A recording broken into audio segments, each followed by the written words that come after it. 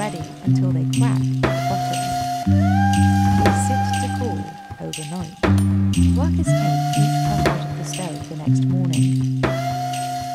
ডাইনোসরের ডিম নামে পরিচিত আসিন টিবুক এক ধরনের ঐতিহ্যবাহী লবণ যা এখন বিশ্বের অন্যতম বিরল লবণের তালিকায় স্থান পেয়েছে।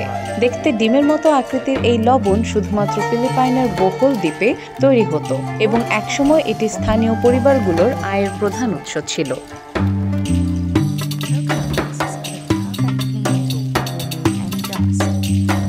1960-এর দশকে বোহোলের উপকূলবর্তী অঞ্চলের পরিবারগুলো আসিন টিবুক তৈরি করে বাজারে বিক্রি করত।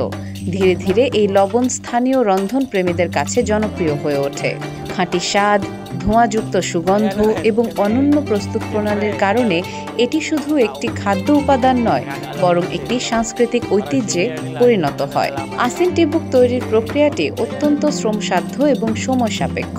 প্রথমে সমুদ্রের লবণাক্ত পানি সংগ্রহ করে নারিকেল খোলার ছাইয়ের উপর দিয়ে ছেঁকে নেওয়া হয়। এরপর সেই তরলকে দীর্ঘ সময় ধরে জাল দিয়ে বাষ্পীভূত করা হয় এবং চূড়ান্তভাবে একটি ডিমের মতো আকৃতি দিয়ে শক্ত করে তোলা হয়। এই প্রক্রিয়ায় একটি আসিন টিবুক তৈরি করতে কয়েক সপ্তাহ লেগে যায়, কিন্তু বিংশ শতাব্দীর শেষের দিকে বিশ্বায়নের প্রভাব ও শহরমুখী জীবনের আকর্ষণে তরুণ প্রজন্ম এই কঠিন ও কম লাভজনক কাজটি ছেড়ে দেয়। তারা চাকরি ও ব্যবসার খোঁজে শহরের দিকে পাড়ি জমাতে থাকে। এর ফলে আসিন টিবুক উৎপাদন প্রায় বন্ধ হয়ে যায় এবং এই শিল্প একটি বিলুপ্তপ্রায় ঐতিহ্যে পরিণত হয়।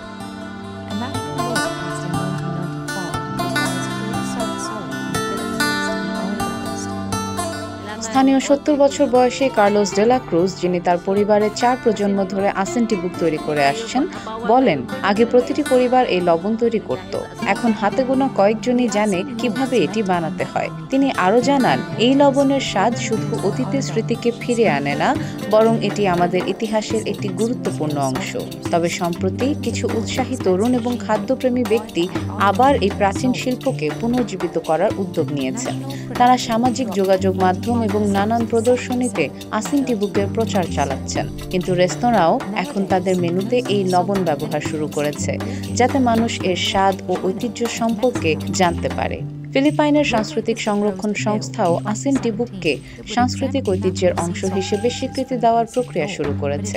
গবেষকরা মনে করছেন, এই স্বীকৃতি আসলে শুধু এক ধরনের লবণের পুনর্জন্ম নয়, বরং একটি প্রাচীন পেশা ও জীবনধারার পুনরুজ্জীবনের সুযোগ সৃষ্টি করতে পারে।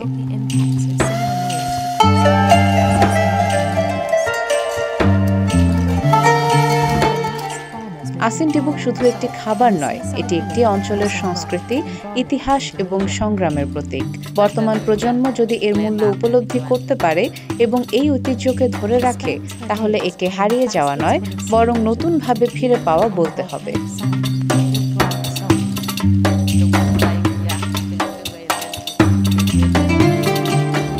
Desk report, recap news.